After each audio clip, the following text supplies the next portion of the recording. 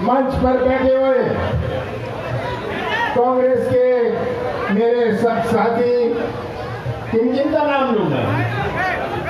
तो मैं तो केवल कहूंगा साथीगण, सभी नेतागण, विधायकगण, भूतपूर्व विधायकगण, पर हमारे स्थानीय साथी भी तो हैं। हमारे स्थानीय साथी हैं प्रताप लोधी जी, रतन चंद जैन जी, जिनका मुझे 25-30 साल से अपनी जवानी से संबंध है। कहाँ है रतन चंद जी? हमारे परम यादव जी, मारक पटेल जी, रोहन पाठक जी, निधि श्रीवास्तव जी और हमारे अध्यक्ष, मैं खाली क्षेत्रीय लोगों का नाम ले रहा हूँ, ठीक है ना? किसी का नाम भूल जाओ तो नाराज हो जाते हैं। बेलू, सभी स्थानीय अपने नेतागण, आदरणीय बुजुर्गों, इतनी बड़ी संख्या में आए हुए हमारी माताएं और बहनें, नौजवान, सभी यहाँ उपस्थित नौजवानों, बहुत बहुत धन्यवाद, आप सब यहाँ उपस्थित हुए।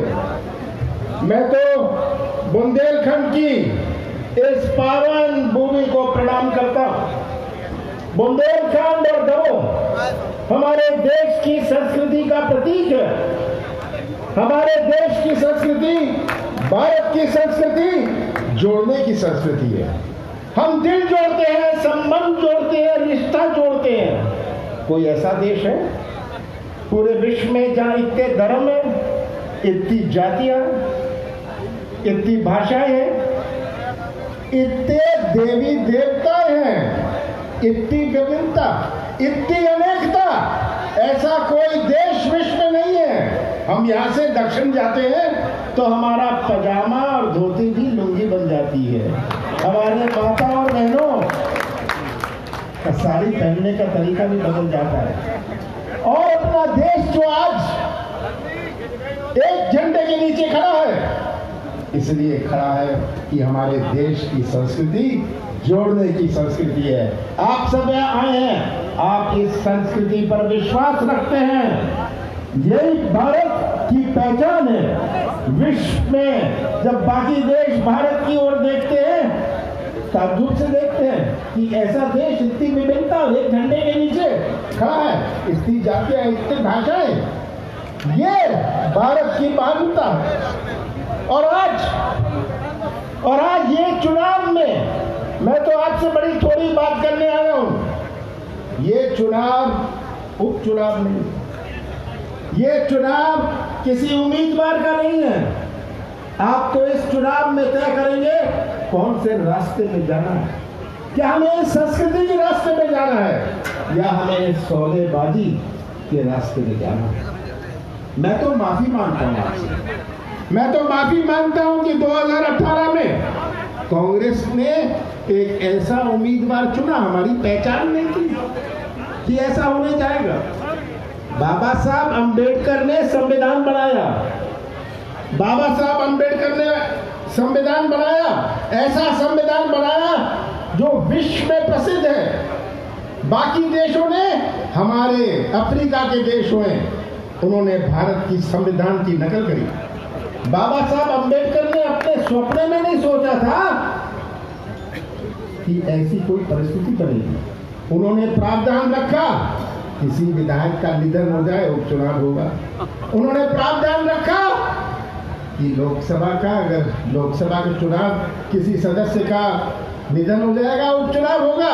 पर बाबा साहब अंबेडकर ने ऐसा नहीं सोचा था कि ऐसे सौदेबाजी से भी एक उपचुनाव होगा।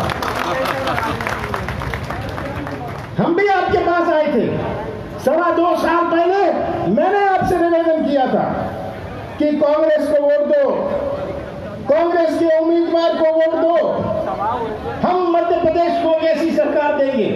15 साल भारतीय जनता पार्टी की सरकार रही, पूरे प्रदेश में हमने निवेदन किया था और 15 साल बाद कांग्रेस की सरकार बनी। कैसी सरकार बनी? 15 साल बाद कैसा हमें प्रदेश सौंपा। भारतीय जनता पार्टी ने हमें 2018 में एक ऐसा प्रदेश सौंपा जहां किसानों की आत्महत्या में मध्य प्रदेश नंबर 1, बेरोजगारी में नंबर 1, महिलाओं के अत्याचार पर मध्य प्रदेश नंबर 1, ऐसा प्रदेश हमें सौंपा और इस प्रदेश की भार हमने संभाली। कौन सी चुनौती हमारे सामने नहीं थी? हमारे कृषि क्षेत्र की चुनौती, मध्य प्रदेश की अर्थव्यवस्था। सुन लीजिए, आप व्यापारी हो या नौजवान हो, मध्य प्रदेश की अर्थव्यवस्था हमारे कृषि क्षेत्र पर आधारित है। अगर ये दमोह का बाजार चलता है, कोई जबलपुर से आके या भोपाल से आके यहाँ खरीदी नहीं करता। ये बाजार चलता है जब किसानों की जेब में कुछ होता है, किसानों की जेब में क्रय शक्ति खरीदने की ताकत होती है।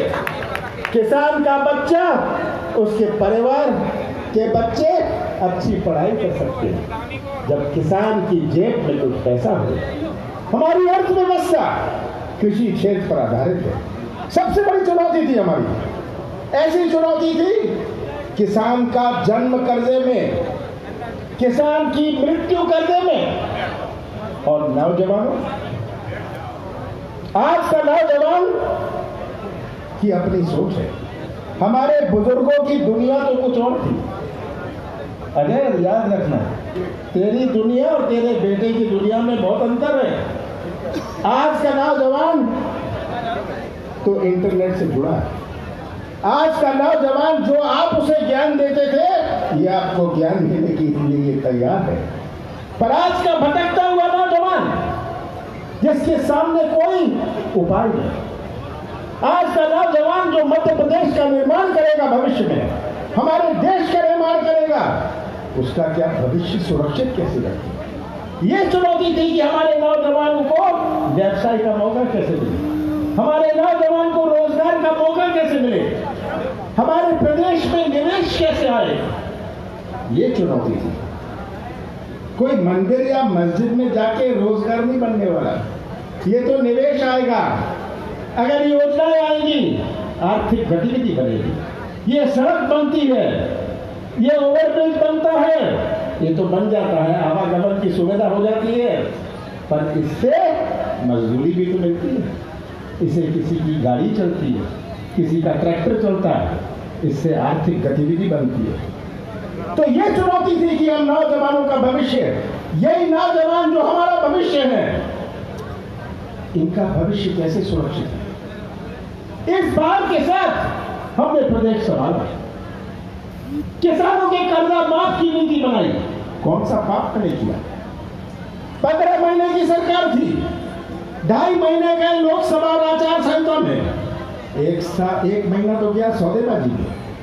मैं भी सौदेबाजी कर सकता था, मैं तो मुख्यमंत्री था, पर मैं मध्य प्रदेश की पहचान सौदेबाजी से भी करना चाहता था। मध्य प्रदेश की पहचान ये सौदेबाजी की राजनीति से नहीं होनी चाहिए। कैसे कलंकित किया, आज दमोह को कलंकित किया, दमोह को कलंकित किया, हमारे बुंदेलखंड को कलंकित किया कि पहचान बनी कि यहाँ तो जी सब सौदा कर लेते। और यही चुनाव का असली मुद्दा है।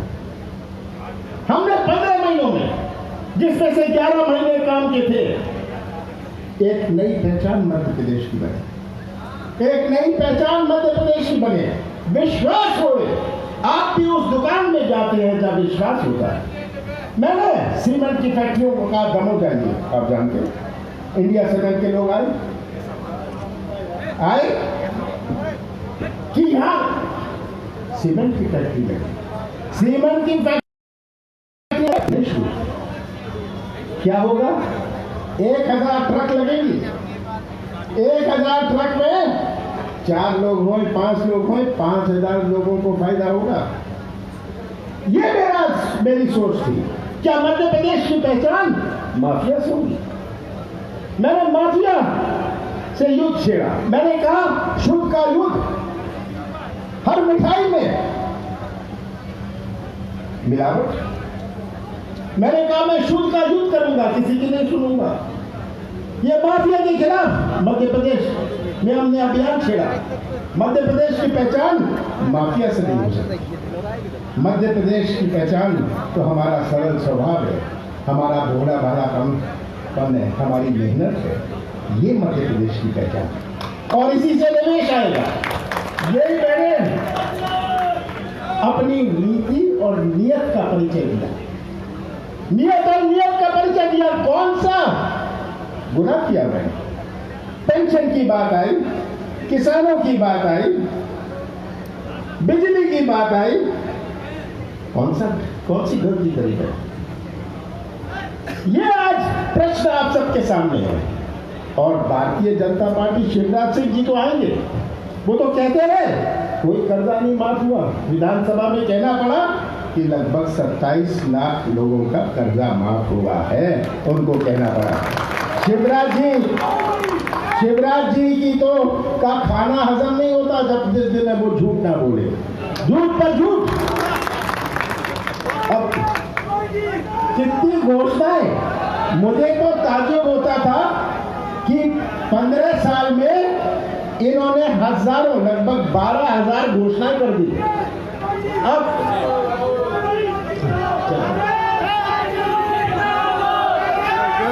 चलो बंद, मुंह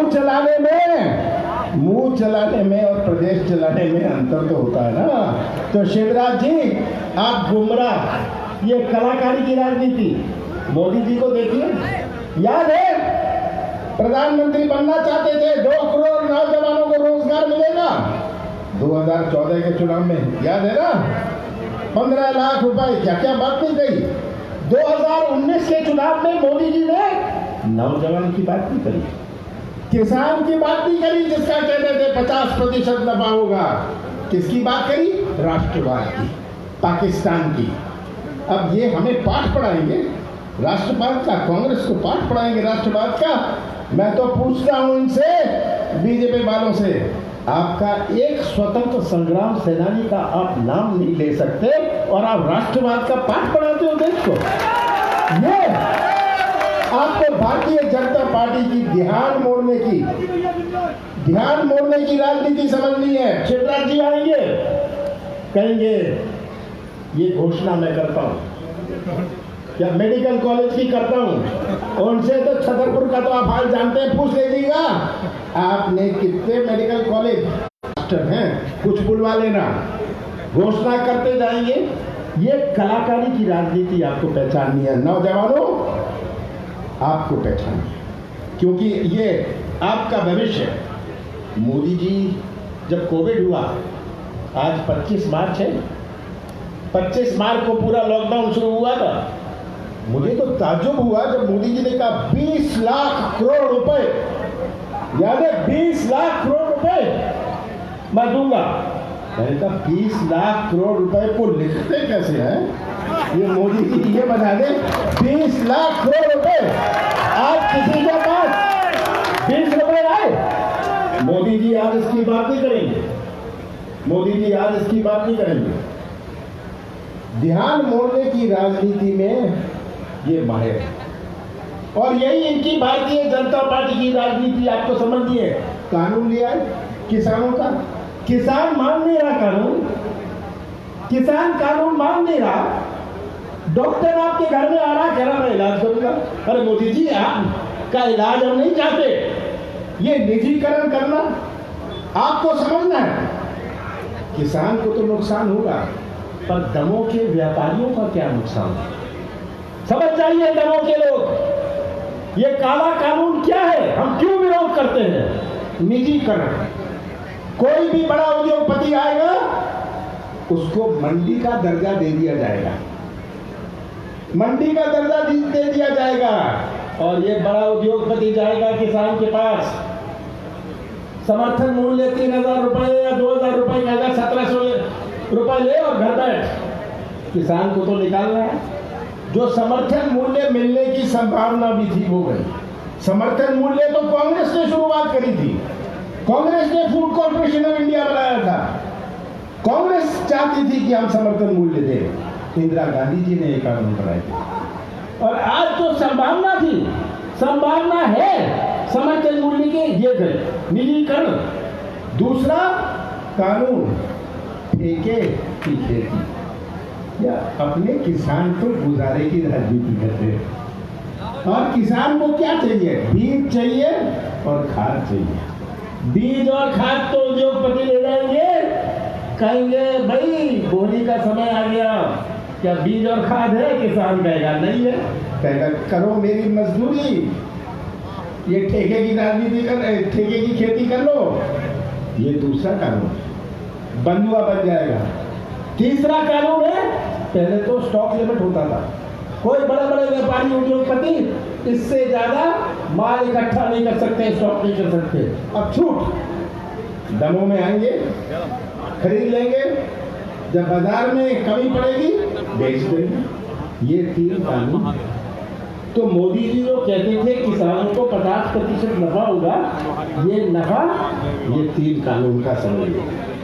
ये आज चुनौती हमारे सामने, और मैं तो आप सबको, दमों की जनता को सावधान करना चाहता हूँ। भारतीय जनता पार्टी सब चीज का उपयोग करेगी चुनाव जीतने के लिए, पुलिस का उपयोग करेगी। मैं तो पुलिस को कहता हूं, आप अपनी वर्दी की इज्जत करें, अपनी वर्दी की इज्जत करना। प्रजातंत्र से खिलवाड़ मत करना, अपनी वर्दी की इज्जत करना। मैं शासकीय कर्मचारियों से कहता हूं कि जो आपने शपथ ली थी उस शपथ का सम्मान करें, आप किसी दबाव में मत आइएगा। सब याद रखें कि आज के बाद कल भी आता है, कल के बाद परसों भी आता है। और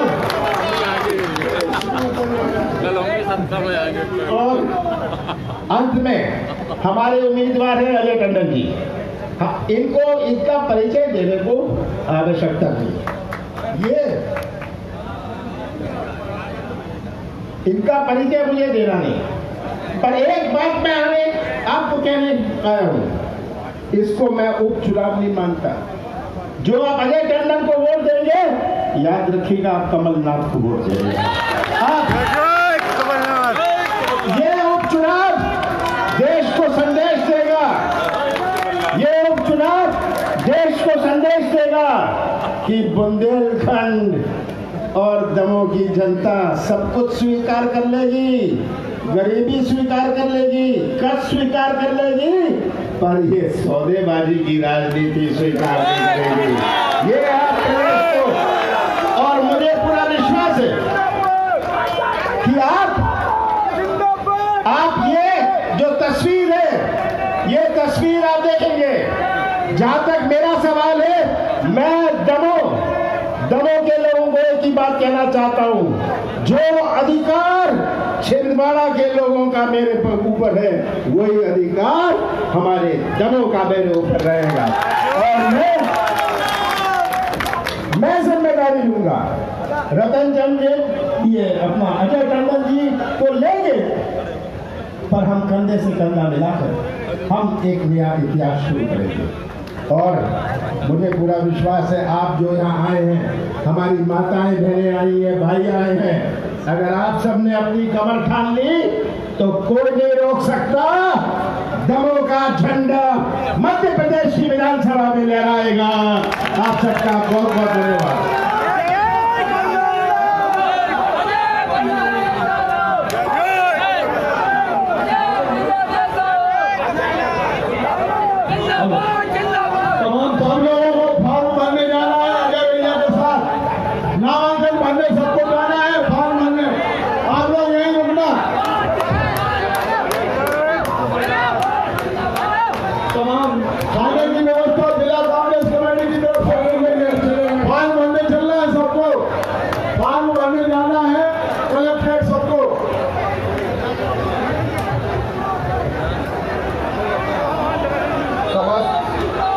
साथियों से अनुरोध है कि इसके बाद हम सभी एकत्रित होकर हमारे प्रत्याशी आदरणीय अजय टंडन का फॉर्म भरने के लिए कलेक्ट्रेट चलेंगे।